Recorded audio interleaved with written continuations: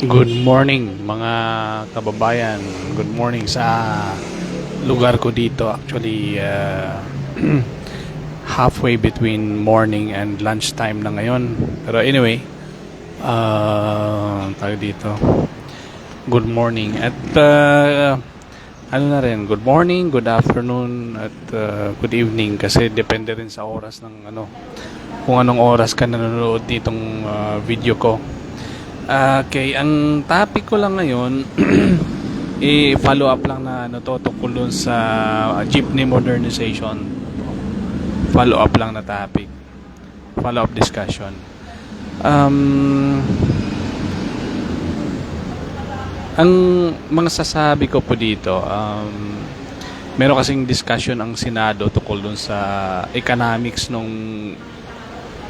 jeepney modernization nga, yung kinukumpute nila yung how much yung cost ng mga jeepney, ng mga modern jeepney, magkano yung kikitain based doon sa presyo ng based doon sa rate ng ano pamasahe ngayon, magkano yung babayaran. Hindi kumbaga doon nga sa economics talagang mahirap mabayaran yung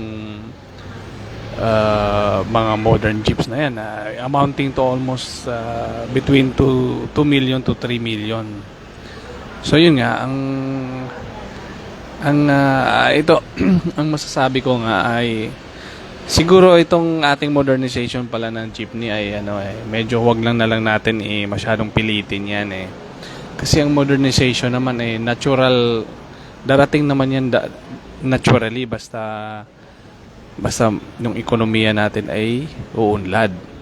So ang talagang ano ang unahin natin ay yung ekonomiya muna. Kasi pag umunlad yung ekonomiya natin, natural na yung ating transport sector ay mag-improve din at kaya na nila mag-modernize ng mga vehicles nila. So, i-share ko lang yung halimbawa sa probinsya namin. Naalala ko noong mga 80s, no?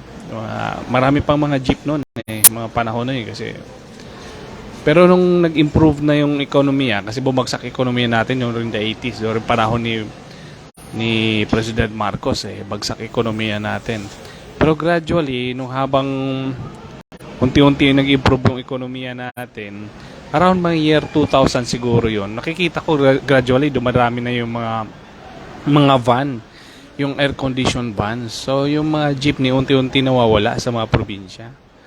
Mas common na ngayon yung air-conditioned van. So, yung mga tao kasi syempre mas komportable pag air-condition, mga ganyan. At actually, kahit mas mahal nga yung pamasahe kumpara doon sa jeepney nung time na yun pero still, talagang may market.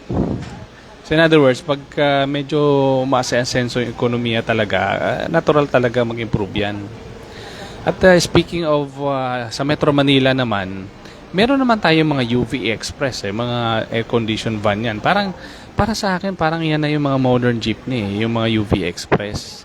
Siguro kung baka ang tinitingnan siguro nila, parang naalibadbaran sila siguro na maraming masyadong dilapidated na jeep. Siguro lang, ang gagawin siguro dyan, gradually lang, wag na i-renew yung mga lumang jeep. That gradually, wag naman yung abrupt kaagad-agad. Actually, habang liliit yung numbers ng mga jeepney para mapalitan ng mga air condition ng mga UV Express, mga van.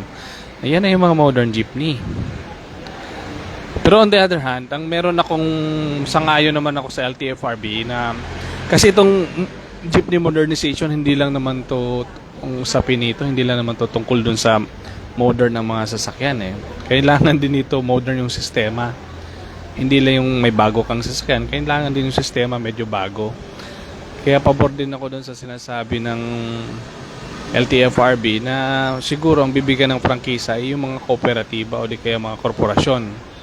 Kasi kung mga individual franchise yan, mga individual na mga owners ng mga vehicles, ang nangyayari kasi yung kagaya ngayon, boundary system, nagbabalyahan yung mga driver dyan sa kalsada kasi nga nag-aagawan ng pasahero dahil inahabol yung boundary. So yung sistema na yan dapat tanggalin yan, baguhin yan. So tama yun, bibigyan ng prangkisa yung mga korporasyon lamang or cooperative. So yung mga jeepney, yung mga driver natin ay nakasweldo na lang para hindi sila magbabalyahan diyan sa kalsada at diyan sa sa isang rota, hindi magulo kasi yung rota na yan, isang kumpanya lang or isang kooperatiba ang may hawak. Hindi yung iba-ibang mga individual owners. Tsaka maraming mga drivers na naghahabol ng boundary ang nandyan. Kasi nagharangan sila, nagbabalyahan niya sa kalsada kaya magulo, nagpadagdag ng traffic. So yan naman ang sinasang-ayunan ko na sistema ng LTFRB. So hindi lang naman yung pag-modernize ng mga sasakyan mismo, kundi pati yung sistema rin. Ayun. So yun lang muna. Yun lang ang aking follow-up na discussion doon sa aking vlog kahapon tungkol din sa modern jeepney, sa modernization ng jeepney natin. Hanggang sa muli po, salamat po sa inyong panonood.